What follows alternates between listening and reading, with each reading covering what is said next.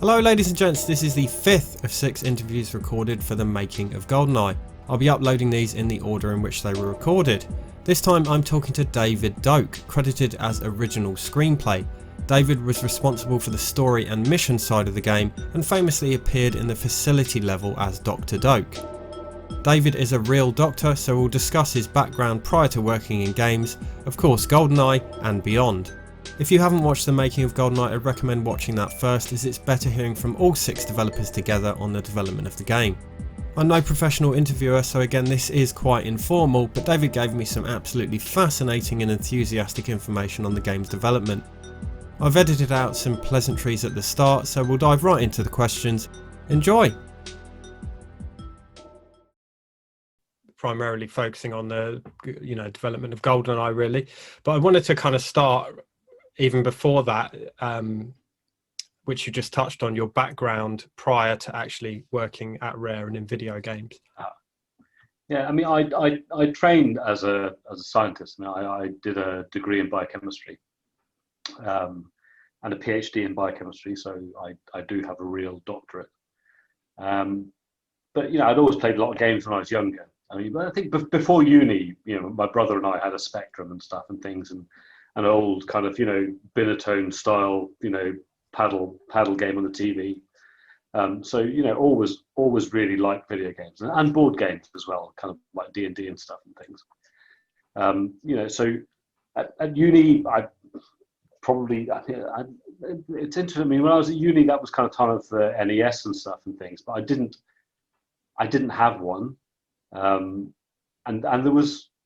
It's weird looking back. This is like sort of the late 80s, and people, computers were still considered fairly eccentric things. At college, there was like a room with a Mac in it that you had to book time on to go and use. So then the latter part of my degree and my PhD was working on protein structure determination. And I kind of did this. There's a computational side to that, so I got involved in that. And then particularly to look at these 3D models, again, you needed expensive machines because you couldn't. Nowadays you can look at these things in a browser window on a tablet, on your phone, whatever. But in those days it was big, expensive, fairly specialized machines, and Silicon Graphics were one of the manufacturers of those machines, particularly for looking at 3D stuff. So as a kind of byproduct of what I was doing, I did a lot of system administration for these Silicon Graphics machines. And I kind of got back into games. We had a SNES in my student house. So we were playing all the SNES games and things. And things like, Doom had come about. So Doom was just appearing, and people were starting to have hardware accelerated graphics cards on their PCs and stuff and things. So it wasn't unusual to go to someone's place and they had a PC or whatever. And I got back into following games again, and Edge was one of the magazines that everyone, Edge was the kind of sophisticated, glossy kind of. It was like the nerd's face magazine, really, back in those times. And they were always advertising at Rare for people to, because they were expanding their teams to do the N64 stuff. And then there was an advert which was for, programmers, artists, and we need a system administrator for our Silicon Graphics network. So I applied for it, not really expecting anything to come off it. I was kind of at that stage, I guess, late 20s, I suppose. And got an interview, and was interviewed by Martin Hollis and Mark Betteridge. Mark was one of the directors at Rare, and Martin was leader of the GoldenEye team at the time. And they offered me the job, so I left, university town, Oxford, and went to Twycross to work at Rare. And it was quite strange because I was surprised they offered me the job, and as I got to know them later, they were saying, well, I was the only choice. They didn't have anyone else who had the same experience. So quite happy, just completely fortuitous thing. But it was strange. I basically, I was at that stage. I was geared up for an academic career. I was doing I had a postdoc. I'd done my doctorate. I was teaching. I had a college lectureship at one of the colleges. So just kind of, went off on one and decided, well, I'll go and do something else. It's funny that having spoken to a few of the team, it seems that a lot of people kind of were in the right place at the right time and fell into working at Rare. Sort of similar stories. Yeah, I mean, I think we were a strange kind of wave of change because up until then, Rare had grown organically out of basically Tim and Chris. Yeah, it was Tim and Chris and a few guys they knew. And then through the kind of NES years, and as they got involved with Nintendo and then the Donkey Kong stuff, they were growing, but they generally were employing people who hadn't been to college. I mean, they were really clever people, but people who just came into it younger because they'd come straight out of hobbyist home coding and stuff and things. And I think with the move to the 3D stuff, there was a general feeling that they needed to. I mean, certainly on the engineering side, they needed to get people who had more formal, C programming kind of learning and stuff and things. And then, and there was a core of the mathematical stuff because at the time the engines were writing the engine and doing all of the maths for that. I mean, it's fairly basic kind of vector maths and stuff, but it was slightly specialized at the time. So Martin and Mark Edmonds were both comp sci guys from Cambridge. B and Carl had done what was probably almost like the first wave of computer graphics degrees. Because that was an incredibly new field. But then again, the in-house expertise at Rare was amazing because those guys had been, I mean, really pushing the envelope with all of the rendered stuff for the SNES games before. So all the sprites that you see in all that in Killer and Donkey Kong and stuff were all rendered NURBS models from that kind of software. So looking back on it, I mean, it was an insane hothouse of talent, Rare, at that time, and almost entirely kind of recruited from there weren't many people from outside the UK. It was all kind of and just a strange place because it was this little country farm house in the middle of nowhere. And you looked inside and it was full of high-tech gear and people effectively competing with the best in the world.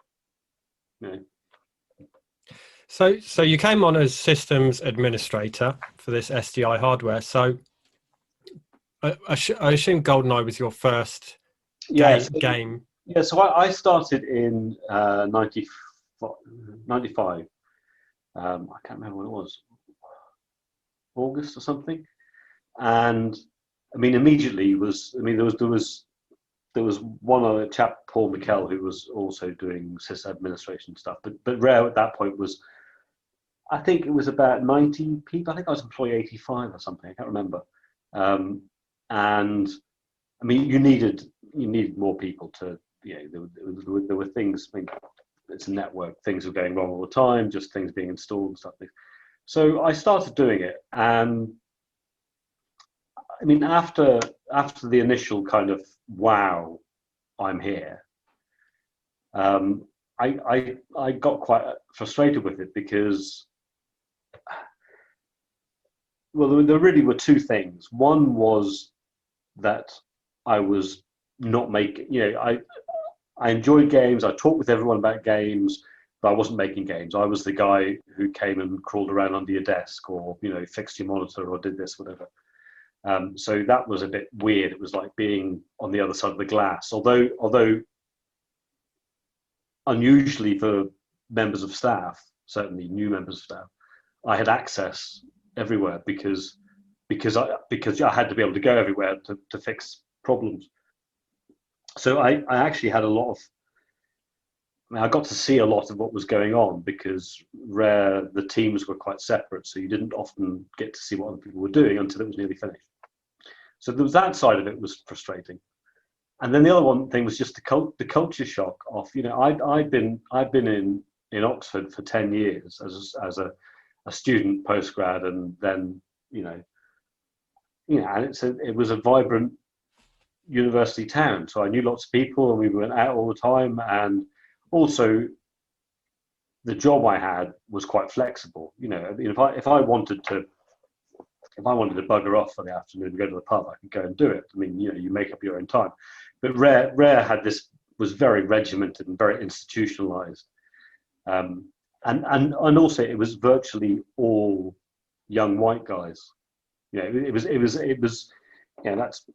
that wasn't a deliberate policy, but that's just what it was. And I'd come from a very diverse and interesting place, and I didn't really I probably wasn't so much the diversity, it was more the just the step to becoming not just 9 to 5, 9 to longer, but just being a employee in a very regimented thing. So I was going to quit, and Martin Hollis and Simon Farmer, who you probably don't know, who was like kind of production manager at Rare, got wind of the fact that it was a bit weird. A friend faxed me a job application to Rare. And it was like, well, you don't leave. I said, well, it's been great, but I'm not really enjoying it. Said, well, what would make you stay? And I said, well, the worst thing is not being involved in the games. And Martin said, well, maybe you could come on GoldenEye or Bond. It was, GoldenEye Bond. So there was a kind of transition period where I was doing a bit of programming on GoldenEye, but not clever programming. the safe parts, and still doing system administration, but just gradually, and then that programming turned into being more focused on getting the level design working, and in the single player game, really. I mean, if there's a part of GoldenEye which is my part, it is all the level set up in the single player game, and the AI scripting for that. So when you joined, had a lot of the levels been already designed in terms of the layout? Yeah, pretty much. I mean, I would say probably maybe a third were pretty much in their final state. Some still hadn't really been started on. So things like, I can't thinking which ones. Depot. Yeah, there was still stuff being built, and then there were a bunch of levels that just didn't work because they'd had a first pass at building them, but the N64 was ultimately a lot less powerful than it was supposed to be. So things like the dam and the cradle just didn't work. Streets didn't work. It was too big. Jungle didn't work. Train didn't work because it was just a big long line and you could see everything. And then some levels, I mean, I did some levels were the two levels which really were closest to final were the first 7-eye bunker level. So in fact, the start of that level was basically, if you any time in whatever 96 95 96 started up, went into the Bond block and saw people's screens, it would be the start of that level in the little duct, in a little circular silo thing, with a door in front of you and Bond's gun pointing at the door. Because that was when you ran the game, we always just ran GSev. You typed in GSev, and that was it, just to test that the game was working. And that part of the game where you open that door and there's two guys, one facing away, there's a camera and there's an alarm and stuff that really plays very well. Plays so well because that was the test bed for the AI. So that going out, shooting those guys, running about in there, that all worked. But you didn't have any, there were no objectives. You could just run around and shoot people. And Silo was pretty much set up. Well, there weren't any scientists in it, but it was long parts of Silo and the corridors were set up because that was another test bed for running around shooting. And that was pretty much it. And there was a little bit of archives, but again, it was like a couple of corridors with some guys standing in. So it kind of had, it had the basics of the kind of, you know, the combat AI basics were there. And there were some special cases where guys could push buttons, set off an alarm, or and cameras worked as well. And that was pretty much where it was. So, and then there was all this ambition. Yeah. So was it? Sorry. Yes? No, you carry on. Well, I mean, just saying, it was like, you know, and yeah, at some point, the story will somehow work. And then also, yeah, and it would be really, really nice if we got multiplayer to work at some point.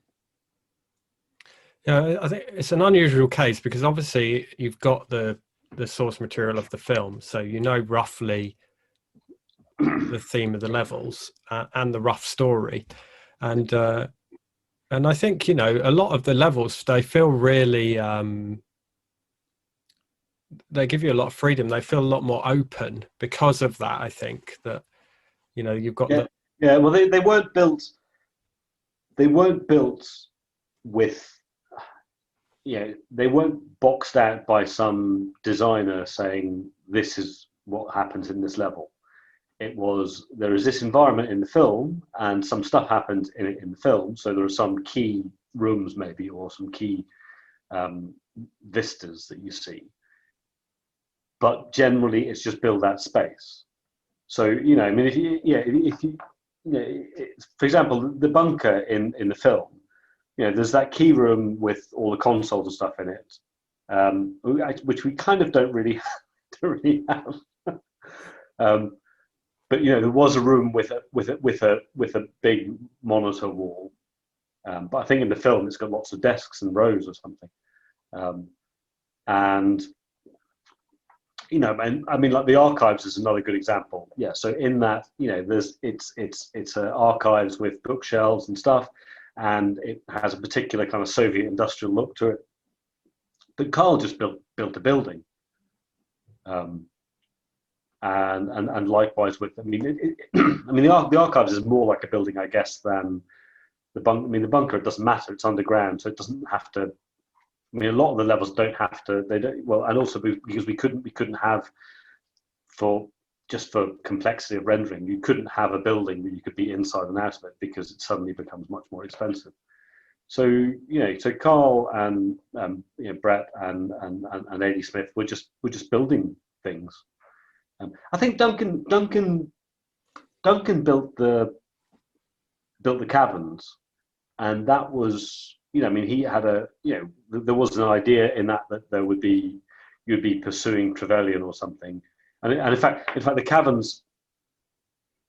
caverns on paper, or in you know, because the caverns water caverns isn't in the film, but the idea was that the dish, the Arethebo dish, was full of water, and then it was drained, so the water must have gone somewhere. Yeah, makes sense. So if you look at those caverns, it's supposed to be a place where all this water can go, and then the water level might come up, but it didn't get done because it was an idea. Great level though. Yeah, no, it's a lovely level. I mean, we always just joke about it that the walls it was that the walls look like meat. You know, that kind of. It's like, yeah. Love it. But that's also interesting because that's actually, yeah. I don't know if you've spoken to Duncan, because Duncan built a lot of art assets.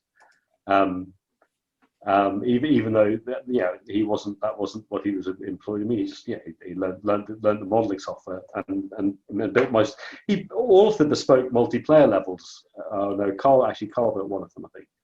But Duncan built a bunch of those from bits and stuff. Which again, I mean, if you've spoken to the others, you'll have got it. I mean, it really was. It was you just you would go in, not on a daily basis, but there was a big task list in somebody's head or in our collective heads of everything needed to be done, and you would take something that you could do and you would do it. Or if there was something that nobody knew how to do, somebody would learn how to do it and go and do that. Very much a very self-managing team, which I mean, it was looking back, it was a brilliant bunch of people. Absolutely. So were you given many rules by MGM on kind of creative freedom with this story? No, so I think what happened was that there was no kind of background of success in movie license games. So it was just, I'm sure, the people selling the game license paid the same attention as to the people selling the plastic thermos flask license. It was just like, well, just get it sold and get a good price for it. So consequently, there were things about the license which were strange, which particularly it was an open license to do the film, but you can basically have anything else from the Bond universe. So consequently, Brett built all the other Bonds, so or the ones that we thought were the ones, so Connery, Dalton, Moore, and then when he'd done all the main characters from the film, did the other ones that he fancied doing, so Mayday and Jaws and Odd Job. So there was no briefing or constraints, so we were just left our own devices. And then late in the day, some people from MGM came to basically, I think it was like a sign-off procedure, and they were just really surprised that we'd made a violent shooting game. But quite pleased with it, but annoyed that it was, worried that it was overly violent. So there were things that were cut. Some of the death animations were toned down. And then also they completely vetoed the other Bonds. I think they probably could have. It was probably within their gift, but it would have involved them going to have to go and check the rights. And as I understand it, but the thing is, I mean, every time I relate this, I'm wondering, am I making this up? But as I understand it, the sticking point would have been Connery, because Connery's contracts would have predated any envisaging that it would go into a video game. So there may have been some grey area there legally, and the story that I have continued to tell about it, which I think either we made up or we got from someone at the time, was that if Connery ended up in a negotiation, then Moore and Dalton would end up in a negotiation, and it would be, well, what's he getting? and from the point of view of the product, I guess they could look at, MGM could look at and say, well, you don't need this. You know, why are you just adding cost? Yeah, so, but and also that kind of plays to the, you know, to the weird intertwining of entities that have a ownership of a bond. You know, which you know is clearly come to, you know, people have been much more speculative about it with the XBLA, you know, with the remake. You know, I mean, that just bizarrely went into a complete licensing hell. That's why it didn't happen. And nobody's really sure now who, you know, for years people were saying, oh, it was Eon. But now it sounds like that maybe it was Nintendo who vetoed it. Which is a shame, because I've been playing it and it's very good. Yeah, but I think everyone who wants to play it. That's true. You know, I mean, it's funny, all this stuff. You know, I mean, like, you know, obviously, you know, the time splitters stuff is things that we did later. You know, and you always get people, oh, no, it'd be great if it was re-released. I'm going, well, why don't you just get it off the internet and play it on there? I know. You know, I'm not going to lose out any money if you do that, because I'm not going to get any money from it anyway. So, you know, it's, you know. Or like me, just play the original on PS2. Yeah, or if you've got to play the original, yeah. So, you know, so that in that expert, I don't know, you know, and yeah, and likewise with that, you know, it's, you know, the original creators, you know, the original GoldenEye team wouldn't ever see any money from it, and I think probably even now, you know, Mark Edmonds and the rest of the guys who did the port certainly wouldn't see any money from it. So, you know, I think my conscience would be clear. I think, although I know what you're saying, and you know, some of these re-releases are sort of money for old rope, but I know that Time Splitters is one that a lot of people want. Yeah. You know, I'm a big fan of that series as well. So in terms of, as you were saying earlier, the AI of the enemies and the NPCs, how much of that was sort of character specific behaviors, like special behaviors, and how much was just? Well, it was it was one of those things where so I mean, all of the technical, all of the clever stuff in the AI was all done by Mark Edmonds. I mean, Mark wrote all the character. He wrote the pipeline for importing things in and out of the game. He wrote the rendering system, you know, for all the animation, all the skinning, all of the things that now, you know, when you fire up Unity or Unreal, and you know, and think you're making a game, it's like, you know, in those days, there was nothing. You know, it was a blank screen, and Mark, you know, Mark's really clever guy, but also he was intimately familiar with all of this stuff because he had built it.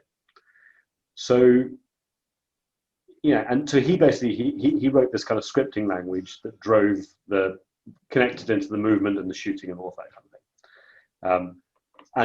And you know, he built what was necessary, because you only ever built what was necessary. So he built all of the stuff for characters to go and attack the player.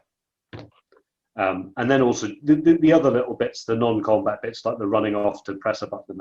So he'd written all of that.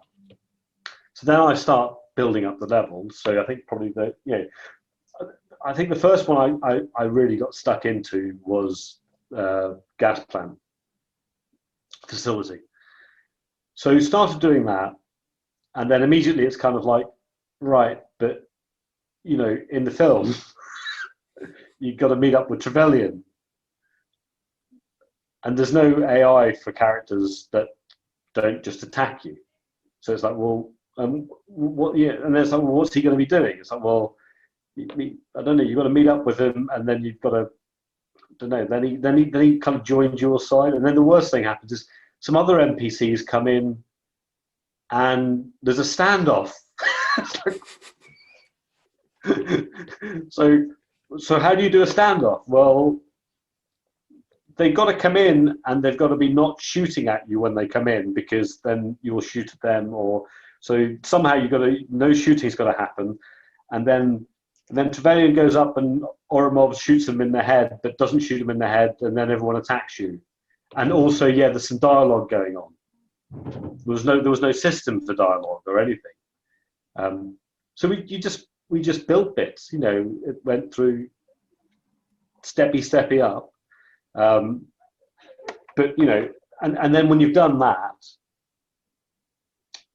that means when you okay. So then what's going to happen in like the 7-eye level, the bunker level? So what?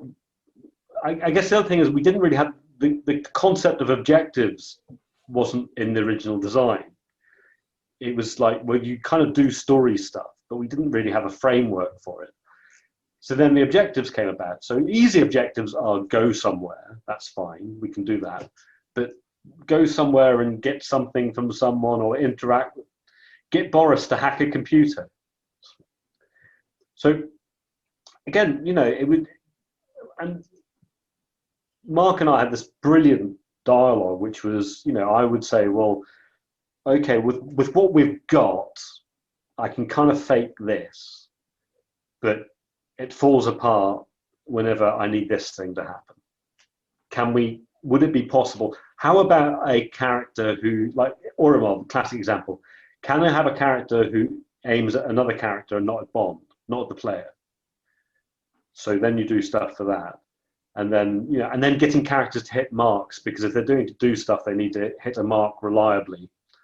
And as you know, I've said to other people before, you know, Mark was great, because I'd say, what about maybe could we do this? And he'd go,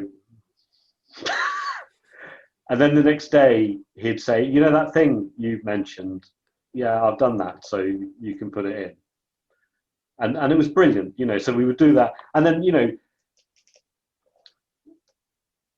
by the end of setting up the games, we could do like the Natalia thing. You know, Natalia. I mean, although people laugh at the Natalia character, you know, there was no precedent for that in other games. You know, she's in. Yeah, it's a character. Okay, yeah, she gets shot sometimes, but it's a character that's running around in a gunfight, kind of following you, navigating a 3D space. Other characters, they do sometimes try to shoot at her and sometimes don't. But then by the time in the jungle, yeah, she's running around doing her own thing. You know, running around shooting stuff and things. So you know, we built up this framework, and I mean, what I think Tommy Thompson did a really good recent video on it, where he was just looking at, yeah, he looks at AI in games, and the AI in GoldenEye has got no right to be as good as it is, you know, because it's all built. Okay, it's flawed in many ways, but it was all built on a foundation of nothing, and we just added stuff in. And then another thing about it as well, which is not the AI itself, is that all of the motion capture. So Duncan and Brett primarily did all of the motion capture, probably in, I guess, I don't know, like 94, 95 or something. I can't remember when they did it. And it was all with the most dreadful first generation motion capture technology. I don't know if you've spoken to it, but this thing called Flock of Birds, which was a big umbilical that went up behind you and then had sensors all over your body. So incredibly unwieldy to move in. And they collected a set of data for everything they imagined we could possibly need. And by the time I was involved, there wasn't even the opportunity really to go back and capture more motion data, because the flock thing had been disassembled. It was the room it used to be in was used for something else. But you know, a big part of the believability of the AI is, okay, behind it there's some kind of state machines making decisions, but ultimately the player sees animations. And even though it was, you know, a first attempt at doing that kind of thing, the set of animations that was available was brilliant. And I think still, you know, okay, it's a bit GoldenEye's got this funny thing where if a character is going between two different motion captured animations, they tween through the. So they'll be doing that. And it's like, I'm doing that, and I'm going to go and do this. I often will go like that to it. But even that is interesting because when you're playing the game, whenever the AI drives the character to do something, to change what they're doing, I mean, it's run to here, and when I'm here, do this. It's got this lag to it. So the whole game, your whole interaction with the characters has got this kind of frequency to it that happens on a, there's generally about a second or so between characters doing things, which works really well from the point of view of being the sole protagonist in the world. If I'm shooting at 5 guys, that guy's about to shoot me. So I know if I shoot him and he does a hit reaction, then he's doing that, and then I can shoot this guy. And that wasn't by design. That was by iteration and just trying to find what worked. So it was great because it was all. We weren't distracted by looking at what other people were doing. I think that is a. Nowadays you can't. It's impossible to make any kind of game content in isolation because the internet means that you can see what everyone else is doing, and there's just so much stuff. So it's like, oh, have you seen this? Have you played this? Oh, they've done that. And there's nothing new. That was the other thing. I think we did a good job, but we were really lucky because it was all virgin territory. You could do something like the sniper rifle. Mark put the sniper rifle in. They were going, oh, that's good. There weren't sniper rifles in games. I was talking to Martin Hollister. I was saying, so shooting off. I remember putting the. We were always trying to find ways to justify locking doors without having Doom-style, key cards. We have some key cards, but we were trying to get away from it. And there's a bit on the dam where you run up to the gate on the dam and you have to shoot the lock off. And it was just like, well, let's try that. But there was no vocabulary for that kind of design. I'm not saying we were wonderfully inventive because it was like, it was a problem with a fairly obvious solution. But it was very empowering to be doing that kind of thing. So just in terms of obviously, Mark wrote all the tools for the game. Now, in terms of the gadgets and what have you, because obviously that was a huge advantage for the objectives. Yeah. So was that difficult for integrating any of those things? Like, obviously it's the door decoder that you actually give the player, isn't it? Which we'll come to. Yeah. But I think we just went through. I remember sitting with Martin. We just trying to make a list. Sit down and make a list of every gadget in every Bond film, and see if we can shoehorn them in. And then and then just people building stuff, like like spy. And then again, it was like, Carl and Brett probably just building things. Build a little spy camera. I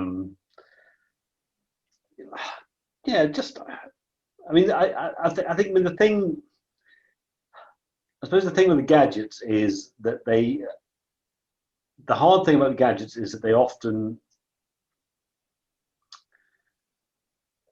If you're being completely faithful to the films and stuff, the gadgets often would necessitate extra game systems. For instance, GoldenEye doesn't really have fire. So there's no flamethrower. There's no, you can't set people on fire in GoldenEye.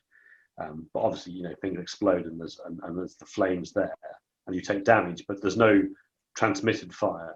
It's just not modeled. I'm trying to think. Things sticking to stuff was good. I mean, So all the mines things. I mean, that was, But and again, that's.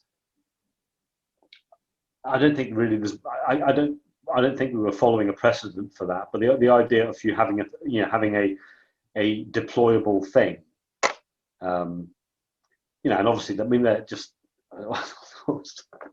Mines are also. I think it's really funny. It's like one of the most horrific examples of the things that people have made for warfare. I mean, mines are abhorrent.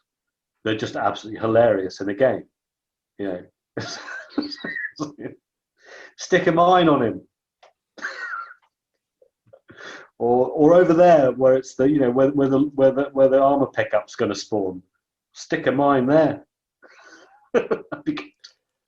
And then the knives as well. I mean, that was another, throwing knives. That's so not a Bond thing. I don't know why we came up with that. It was like and they just and then another thing that supports everything in the game, and probably the thing that I took most for granted at the time, is that the sound design and the audio, the music is absolutely amazing. But it's funny because it wasn't probably until we were doing Time Splitters that I realised how important sound was. But I'd just taken it for granted because it was kind of always there. Whenever I went to work on GoldenEye, it was there. And Graham and Grant did the music, but particularly just all the guns and stuff, because Graham just was tireless. He would not stop until he had done the best he possibly could with the sound. And then you'd be there doing it. He said, "What do you think of that?" "Oh, yeah, it's great." He said, "No, it's not great. I need to do this. There's one extra thing I can do." And again, talking about the team, that was a thing. Is that just people's desire to do the best? It was not driven by. I mean, I don't spoke to Martin, but Martin will say. I mean, Martin used to say it was like a self-managing thing. Everyone's threshold for how good something was the same. It was like, we'll just always do your best. And it was that marvelous thing of just riffing. Lots of things in a game need to be touched by many hands to get them into the game. And just having this environment where everyone who touched it just did their best, and then you'd see it as it came together. You think, well, how did that happen? So yeah. So the gadgets were also good because they tied into it was a good thing for the objectives because you could make objectives. But a lot of the objectives, when you look at them, I mean, they're all it's like just joking. It's like they're just Mario's stars. The red stars, but they've got different name. In this level, the red stars are called components of some tracking device or whatever. Or in this one, they're and then things like you take that thing over there and press this button, and then it turns into this thing, and then you take it over there and give it to him. It's like so lots of simple fetch quests and stuff and things. But also, I guess we really liked the Bond fiction, so we were again without having any external licensing people making sure we were faithful to it. We were self-moderating. We just did the best we could with it.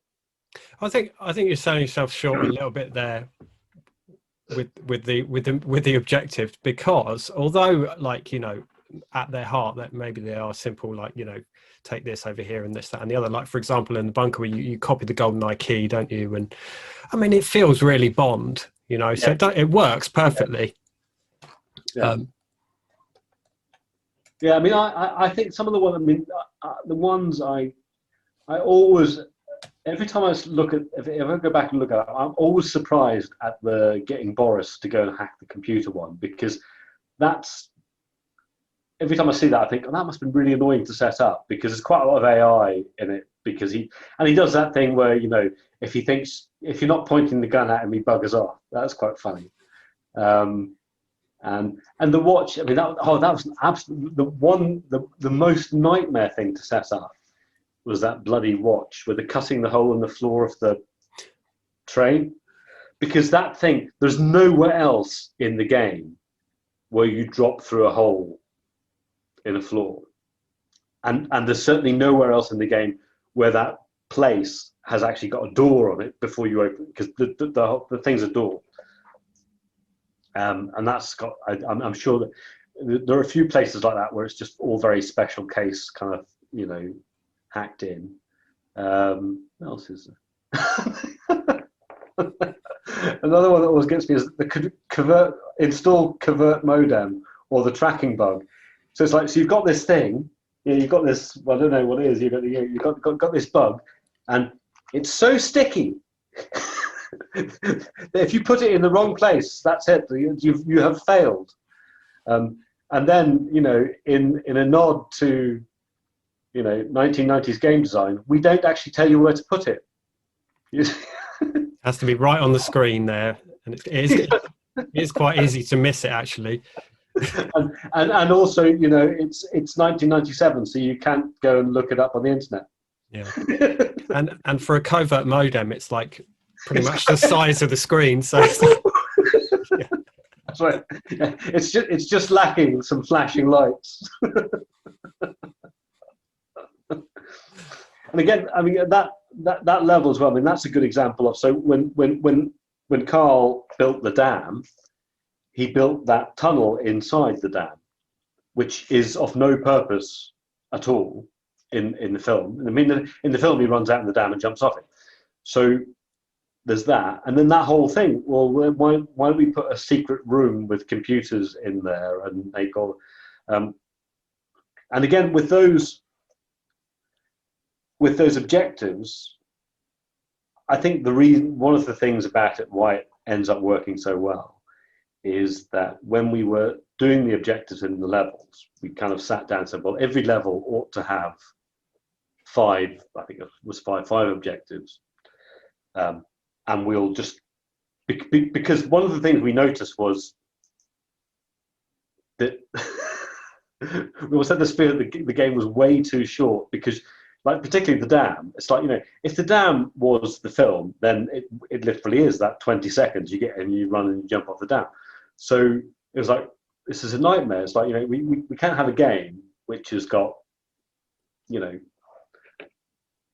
I don't know, 20-minute long levels. It's just, that's not enough game. So we needed to make things to make them more interesting. So we put all of this stuff in. So all the levels were being built with these objectives. And also the default difficulty of the game was 008, was the hardest difficulty, 007. And then to make the simpler parts of the game, we dumbed down the AI until we thought it was laughably easy, and took out objectives until we thought there was nothing to do. So, but then when it goes out into the world and people see the game, it feels like this evolving toy box that just gets better. It's like you play the game and then, but now you go back and there's these other things you can do, and actually the guys are better. And you know, that was very, very pleasing how well that worked out. You know, because it always, every review of GoldenEye that talks about the single player would say it's like, well, you know, it's amazing because, you know, it just grows and it's just got this amazing inventiveness. Whereas, you know, we looked at it and said, well, actually, it's not. It's what it is, and then we stripped it down. So that's, and that also kind of, you know, I think that feels very, it feels very Nintendo as well. That it's kind of like, you know, it's like the Mario stars. Mario 64 was was obviously an amazing, revolutionary game. But that whole idea that you go back and replay the levels, and you have a different, almost like you've made a different choice personally as to what your objectives are, and you get to go back and do things. So, yeah. So speaking of objectives, the multiplayer objectives, like the time trials, and you unlock the cheats. Were you involved with any of those? Well, yeah. I mean, the time thing. I can't remember when we started adding. Yeah, I mean, again, I can't remember why we put the times in in the first place. I mean, that's a good question. I must. I don't know whether the times came before the cheats or the times were a consequence of wanting to have something to unlock the cheats. Because obviously there's no score in the game, so to find some metric that you can adjust, or set targets. And also that's I think again I think we inadvertently invented speedrunning, because suddenly it was a thing. The game actually encouraged you to speedrun to unlock the cheats, and then in a time when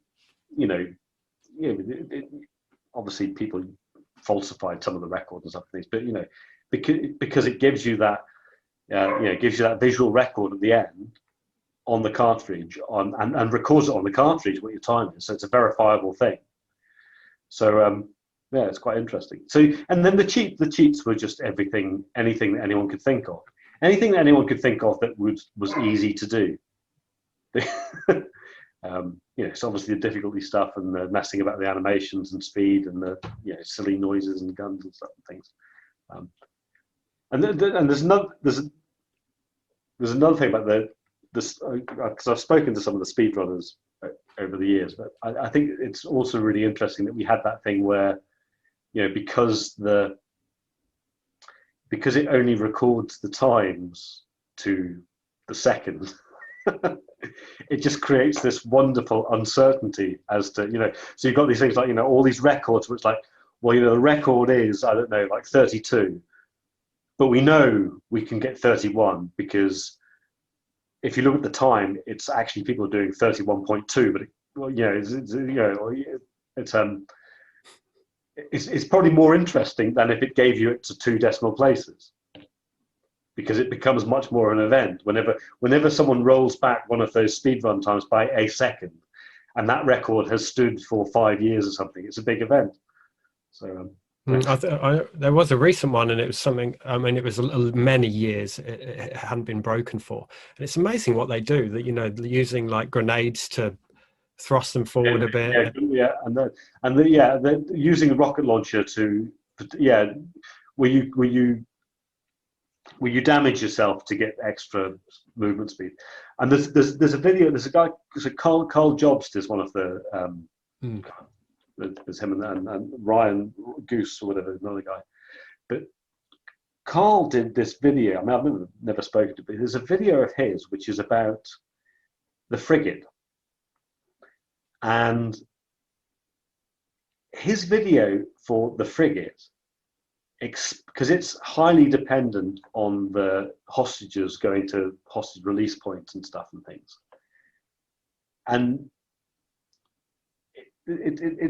it's really interesting because obviously I set it up, so I can remember setting it all up, but I kind of learned some stuff from because there's these weird things like there's GoldenEye does, there's a lot of optimizations about how it deals with off-screen movement and stuff, and in that video, he back calculates some things about how the off-screen movement must work based on his experience over hundreds of times trying to beat this thing. And he's completely on the money. I mean, he just says, oh, I know if I stand in this room and watch this guy running through this room, it takes this amount of time, but he must run through the same room in this amount of time if I'm not looking. and it's fascinating. Yeah. Another one I know on the speedrunners is obviously in Facility. It's where Dr. Doak will pop up, which is quite random, and that makes a huge difference. So kind of using that as a segue so yeah, using that as a kind of in to talk about your likeness in the game and your name. I know obviously a lot of the team were mapped as the NPCs and everything, but how did you actually come about? How did it come about that you were actually named as a character? So in each of the levels, I mean, the way it works in the game is that the guards, I think there are sets of like maybe 6 heads or something. And when you run a level, it randomly selects one of those sets for the NPC heads, or randomly selects 6 heads. I can't remember which way it worked. And yeah, I mean, as you say, so everyone on the team and loads of people from Rare are heads in the game.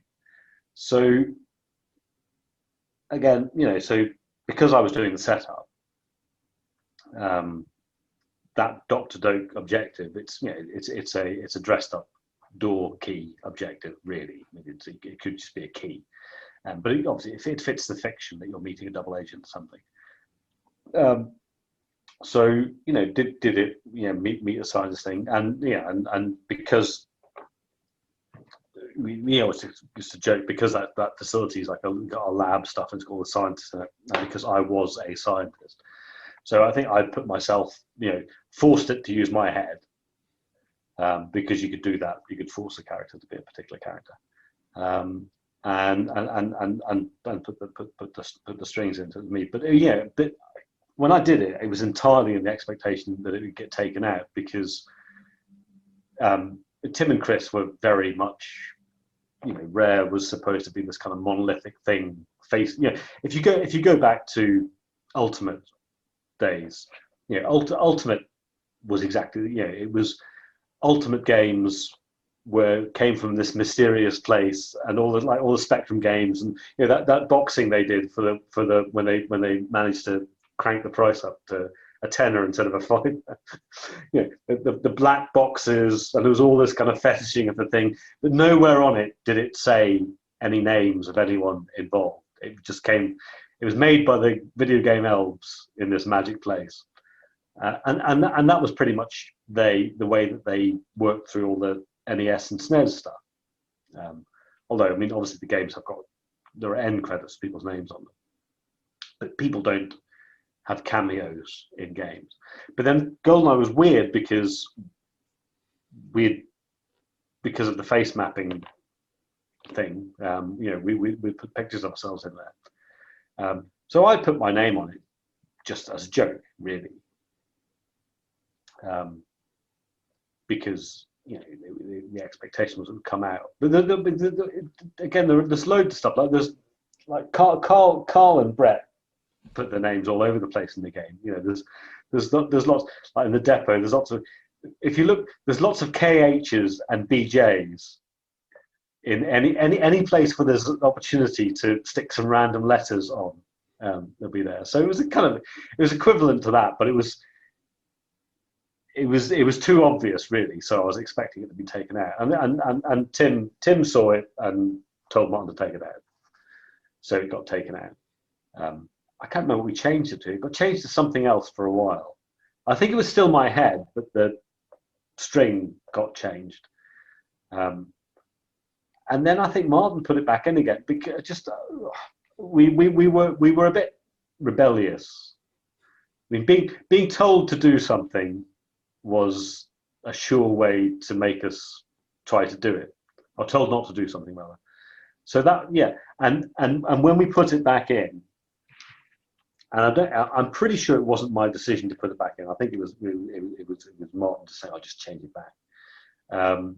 It was quite late in the day, so already the string tables had gone off for localization. So that was like a separate file that went off and obviously got localized.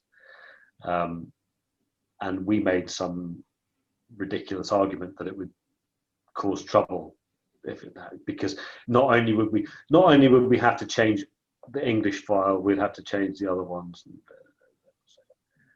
So it stayed in, which is good.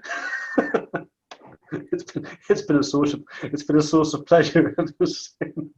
That's it, immortalized. Yeah, and the thing I think that's really nice about it is if I meet people and they kind of they find out that I was involved with the game, and that it's me. Well, they always remember Doctor, but it's always like oh, I must have shot you so many times.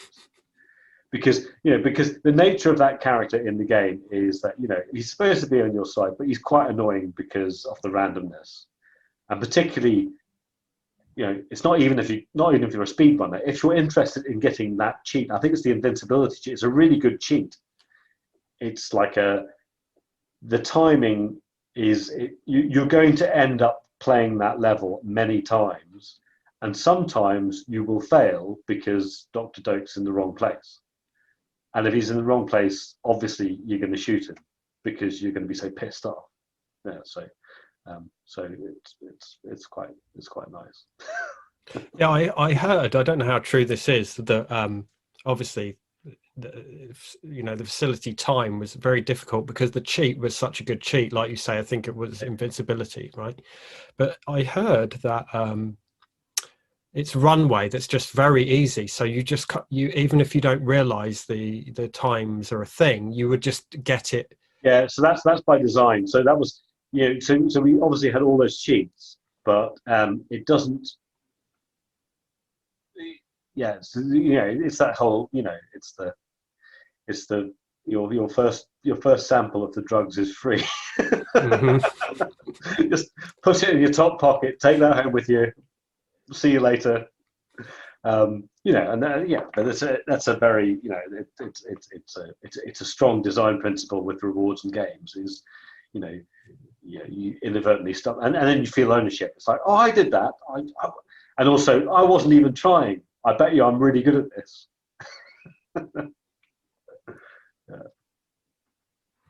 Runway. I'm just trying to think.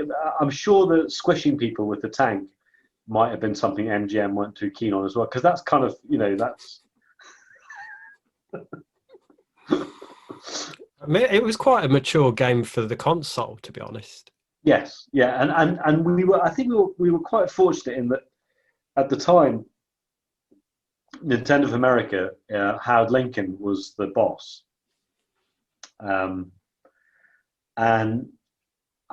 I think I remember because we had a thing we've gone over, and it was one of the first games that he actually had taken home to play or something, or showed any interest, because he didn't really like video games, but he was but it was I think he had some military connection or something, but it was just like he wasn't some psycho, but he just like appreciated the the thought, I guess, that had gone into it. And again, I mean, the two rare games that really broke the mold there for Nintendo are GoldenEye and Conker. They're both completely outside of. I mean, effectively, Rare was, first, second party, really. And those games wouldn't have come from Kyoto. They wouldn't come from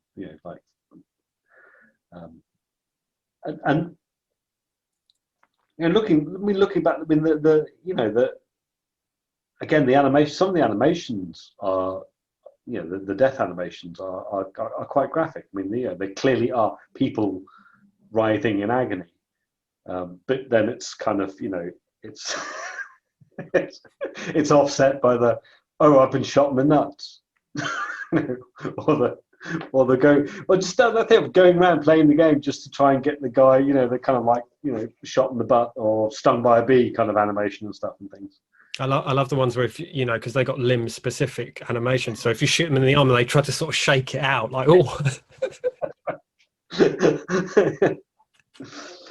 But those, again, I mean, that's, that was Duncan in that godforsaken flock of birds motion capture thing, you know, trying to do these big theatrical, and I mean, just brilliant. I mean, you know, they're really, really good. And also, I mean, people probably don't realise how much, you know, now. I mean, it's, you know, now you do fucking motion capture with your mobile phone now, but just the way the data capture was done, but then also the data that came out of that stuff was absolutely crap.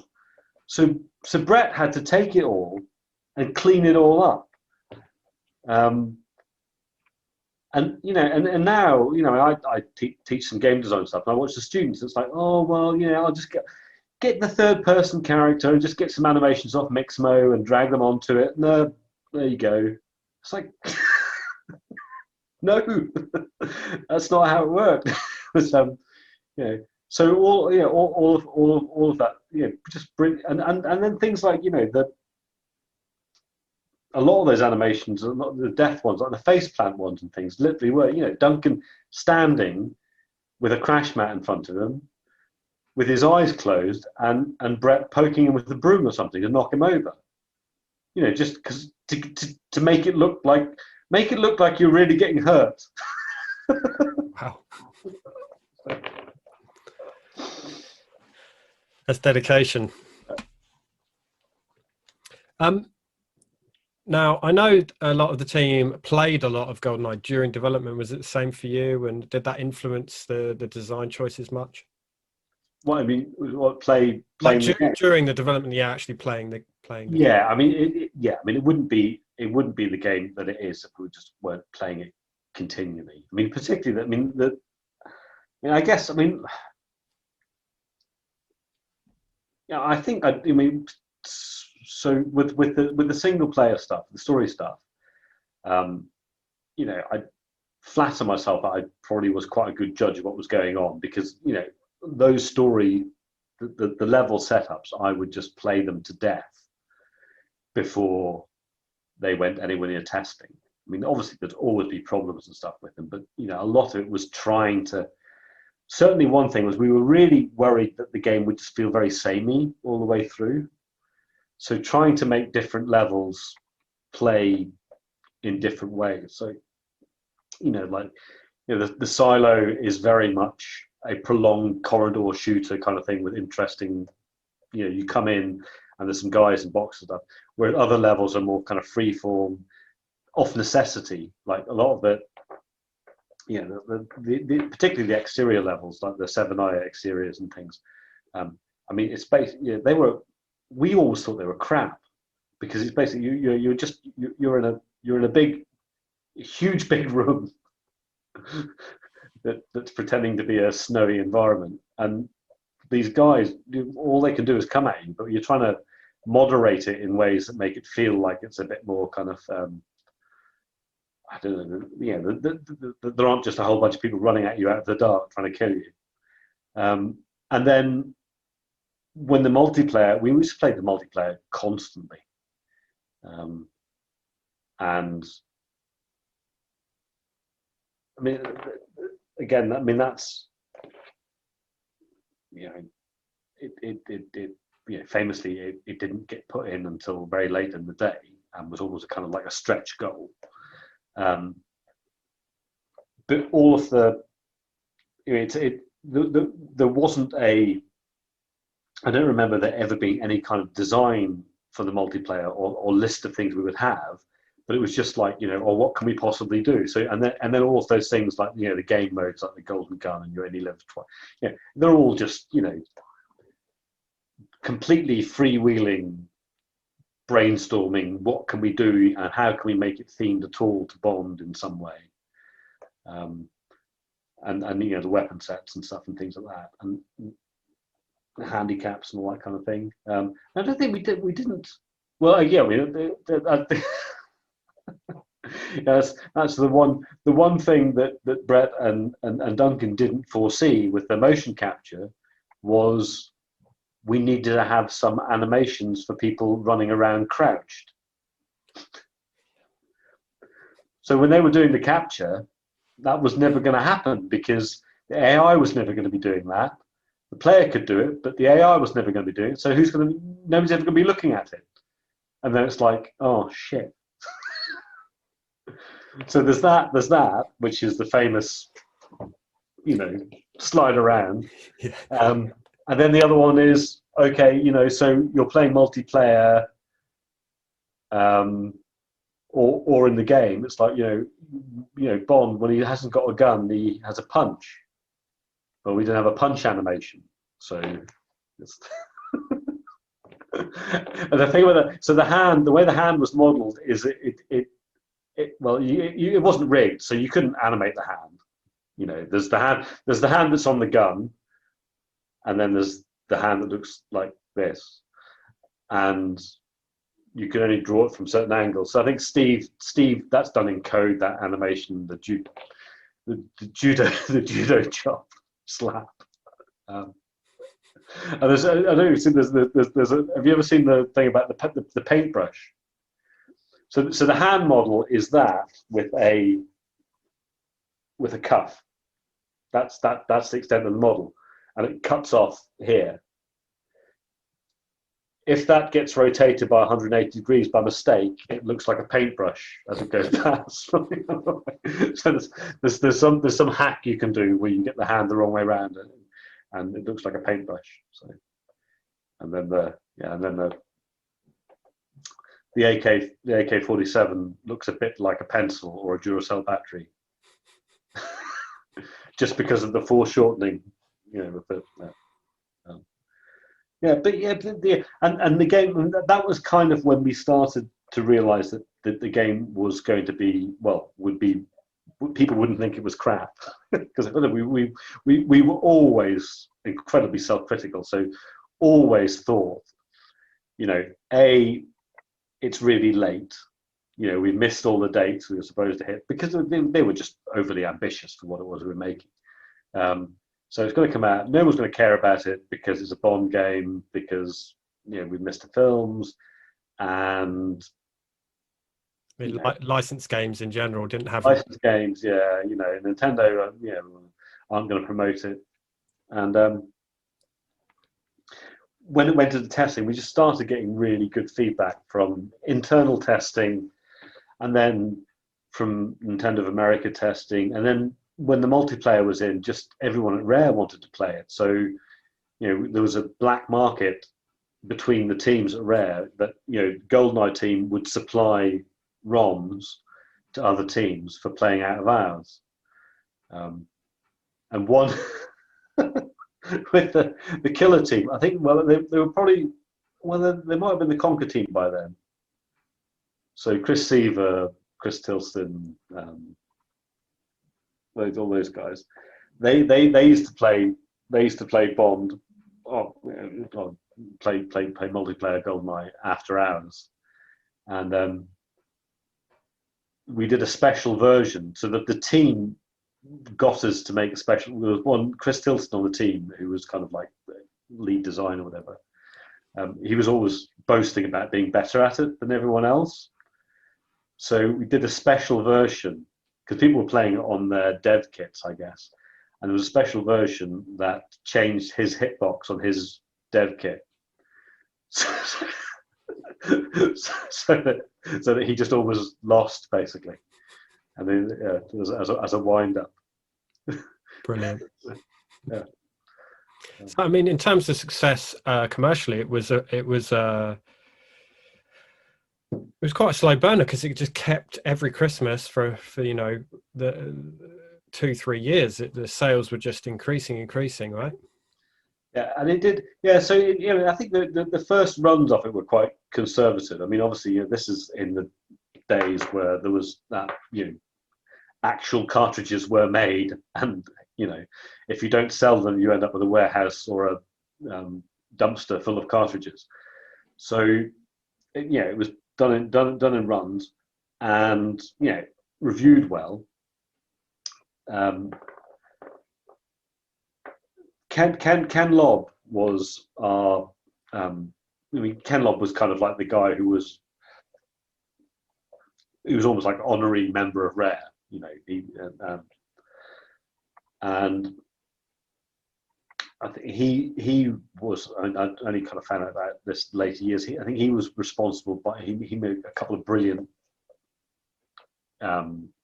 He had some input into the marketing and stuff in the States, and he got NOA to supply copies to Blockbuster for free for rental, just because he knew that if people played it, they'd want to buy it.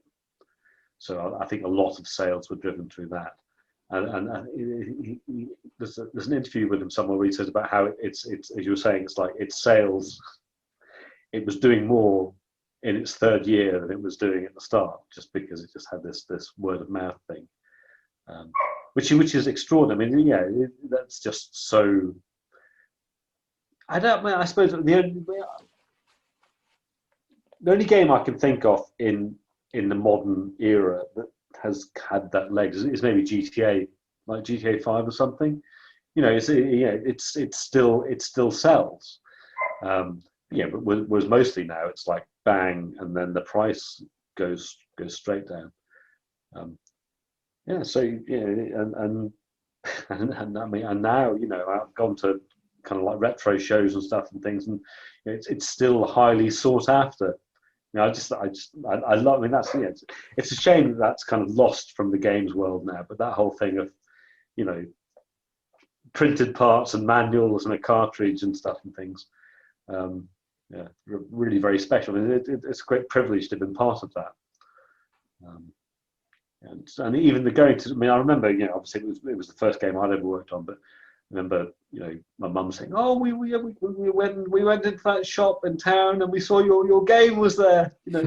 We told we told the guy that our son worked on." It's very special to go and see something at the shop, I guess. I bet.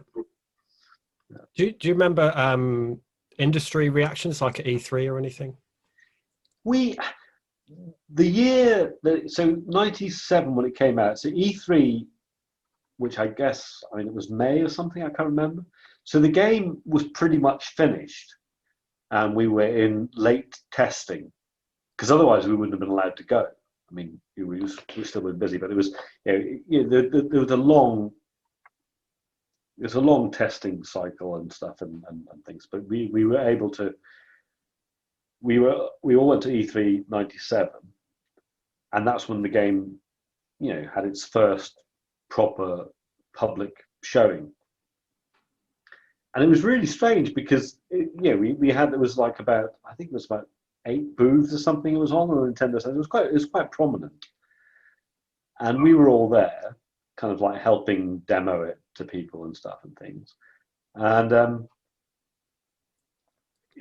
it was kind of over the 3 days, more people would come. And then I think another thing was like people coming and saying, playing it. I said, "Oh yeah, it's real." Right? It would start up in the morning. It would just have the dam level unlocked, and people would play the dam. And then they go, "Oh, that's really, I love it, great demo." And we say, "Well, you can play the rest of it." And people coming back, like on the third day, going, "Oh, how much of it's unlocked so I can play all the levels stuff things." And I think people were really surprised that it was, it wasn't just this part of the game. It's like was the whole thing. And again, the multiplayer and stuff. And I remember we did have like PC gamers who would have come to scoff, eventually coming later in the over the 3 days to play it. Actually, this is really good. So all of that, and then when the reviews came out, I mean, the reviews were all very good. But then the multiplayer, I think it wouldn't be. I think the multiplayer was its USP really. That was the thing that sold it. Because it enabled you to play, prior to that, as we talked about with PCs and stuff, there's no online. If you want to play a LAN game, you've got to bring a whole bunch of stuff. It's an absolute nightmare. Whereas this was, perfect for college dorms and stuff and things. Grab your N64, grab your controllers. You don't need anything else. Go for it. So just open doors for that. And I remember at Rare, Tim Stamper was always very cynical about the idea that you would have this game which was a kind of competitive first-person game, but everyone could see everyone else's screen. But it just makes it different, so that and another thing from I think it was probably ECT 98, I guess. Martin and I were at ECTS, that used to be the London show, and it's funny. It didn't really mean that much at the time, but Valve were there showing Half-Life, or showing a build of Half-Life, and Valve were very small at the time, and we were talking to them, and they were going, we played your game, and it's made us change our minds about. Well, I think what the impression I got from them was that it confirmed to them that the things that they were doing were the we're going to be successful in the world, because they Half-Life has got a lot of stuff in Half-Life. It's GoldenEye style. I mean, it wasn't derivative in any way, but it's just that was how first person games were evolving at that time. How do you make it not just about running around with red, blue, and yellow key cards and stuff. I mean, I have tremendous respect for Doom, and particularly Doom. The early Dooms were transformative, really. I mean, there was nothing before them, but there's not really the story is you kill monsters. It doesn't try to you're not trying to have any kind of subtlety to it, really. So yeah. Well, yeah, I think it was hugely influential on the industry, particularly in multiplayer, like you said. And yeah, it's still very, very much loved today by me. It's nice to see. It's nice to see that. I mean, I think one of the things that I didn't think I'd get so much of. I mean, it's fine. I've not played the XBLA one. I've watched people playing it on online stuff and things. But one of the nice things about it is that as time's gone on, GoldenEye has always had this thing where people say, oh, it's amazing, but there's always this, but it doesn't control very well if you play it, because obviously when we were making it, there was no accepted convention for how you would do those controls, and also there's only one analog stick, so it kind of it creates issues. So the controls are what they are, and I think, we tried every combination under the sun, and I think the default controls for GoldenEye are the right controls. But you always have this niggling thing of people kind of going, but it doesn't stand up if you play it today. It's like it controls really badly. It's the frame rate was terrible, but the XBLA reissue, essentially it's the same game code, it's the same, everything's the same, but it's hitting consistently a good frame rate, and you can play it with dual analog, and lots of people saying, actually, you know what, it plays really well. So that's a nice thing to get that kind of out there, and getting it's a thing it always kind of rankled with me, that whole thing, like, well, it was good for its time, but it doesn't stand up. I think it does stand up. Well, yeah, obviously, blocky fist Natalia getting in your way. Yeah, I often have disagreements over that you can't compare the modern game to something that's 23 years old anyway. The same as you can't say, oh, this 80s game's no good on the BBC Micro or whatever, because it doesn't matter if the game plays there. That's always been my thing. But it's funny on the Xbox Live one, because I always go to press strafe, but obviously the face buttons don't do that on that, so I'm like, hang on. Doesn't work. Yeah. But I like the original controls, and I think the controller is the thing that's odd, And I think GoldenEye is the game that really makes the most of that controller. If you look at other games, we always. I mean, I always hold it.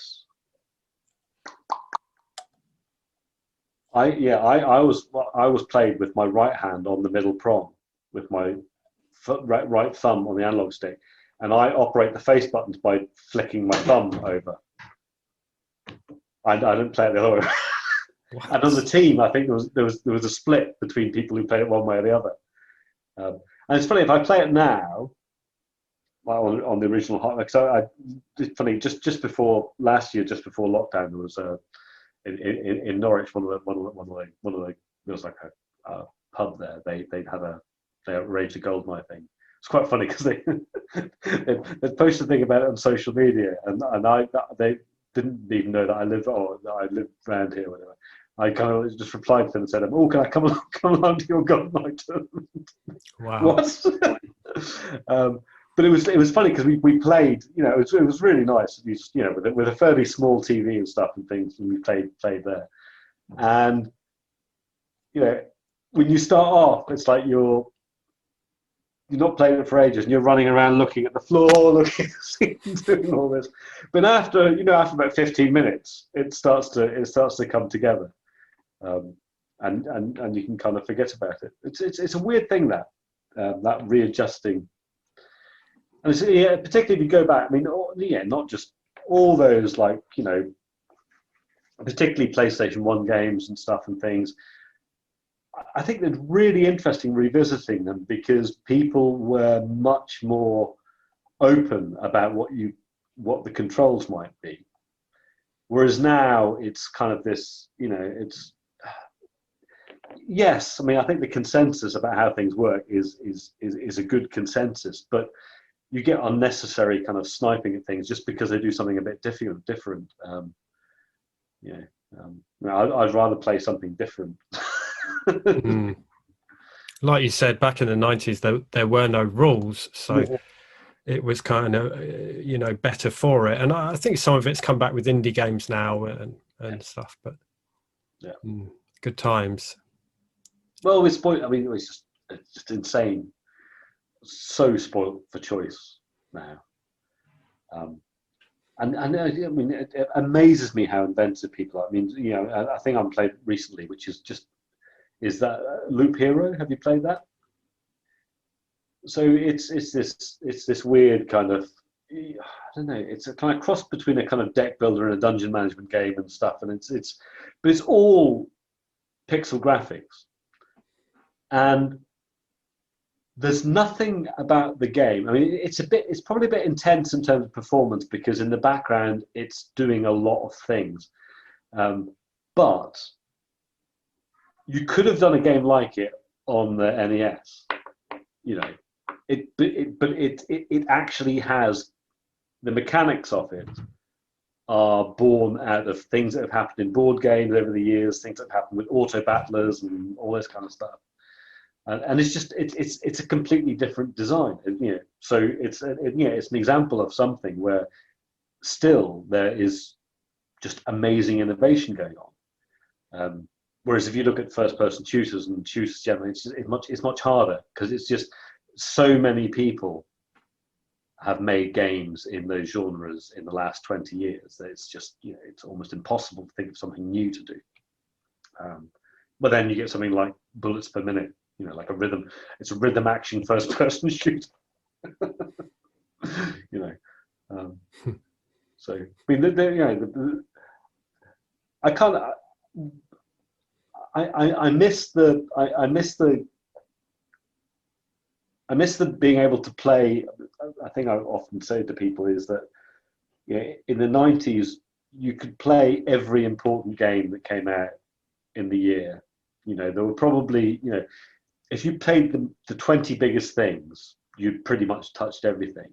Whereas now, in a week, there's probably 20 things you ought to have played. And also looking back to, again, those things like, arcade games as well for a while. And I mean, particularly those kind of like, early 3D games. There's a lot of really interesting design stuff tied up in games that nobody's heard of anymore. You know, I mean, I do some teaching at Norwich University Arts. You know, we'll be talking about something, or you know, or some students will be making something, and I'll go, "Oh, that's a bit like this," and then you go, let's go on the internet. Like, yes, there you see that arcade game from 1983. So, but yeah, it's a great industry, great thing. Absolutely. Yeah. Thank you so much for talking to me. That has been a pleasure and really invaluable information. Well, no worries, Pete. No, good to talk to you. Thank you very much. Do Yeah, you know about Drew Roller's? Are you doing this for internet or? Yeah, this is like YouTube. It'll be on. Okay. Yeah. Yeah, because there's a chap in Australia who's been working on a kind of 25 years. It's more about the influence of the game probably rather than the actual production of it. But that's supposed to be coming out next year, I think. Yeah, I think they followed me on Twitter a couple of weeks ago, and it's called GoldenEye documentary or something. It's something like that. Yeah, I thought, yeah, I'll have to keep an eye on that. So, presumably you're in that. Yeah, a lot of us have spoken to him. I mean, he's been doing it. It's been doing it over probably the last 2 or 3 years. I think he's first got in touch with us, but he did. I know last year. I mean, well, the year before. Obviously, everything's a bit crazy now. Before the COVID stuff, he had gone and done talking to lots of journos and stuff. About the ongoing influence of it. So. Yeah, I mean, I think it looked much more a high production value than my channel, but yeah. Yeah, but I mean, there's plenty to talk about. Yeah, and there's this GoldenEye like spoof film. If you yes, that's Jim. So Jim Stallone. So he did the first one, the Going for GoldenEye, and I mean we only found out. Any of us only found out about that after it came out. And he's a lovely guy. So he did a sequel to it, and I'm in it. I did a cameo in it. And that's, I think that's coming out this year. I think he's pretty much done. Grant's doing the music for him. Yeah, that's how I found out about it. Grant told me about it. Yeah. And there should be. And it's really. I think he's a lovely guy. So basically, to Jim's business is he's an online florist. So he worked for a guy who was not an online florist. This is his story. I said, well, how'd you get into it? He says, well, I was working for this guy who did, was an online florist. He had a really, really nice house. I thought, oh, fucking, I could do that. So he set up on his own, and he's been really, really successful. But he really loves his games. So he did. So the first GoldenEye, I mean, he did it as just a passion project. The first one, and then the second one, he got more professional people. I mean, the actor. I think the actor. A lot of the actors were professional in the first one. The second one, he got some professional people in to direct it and stuff and things, and he was kind of like this, producer or whatever. Yeah, but he's gonna.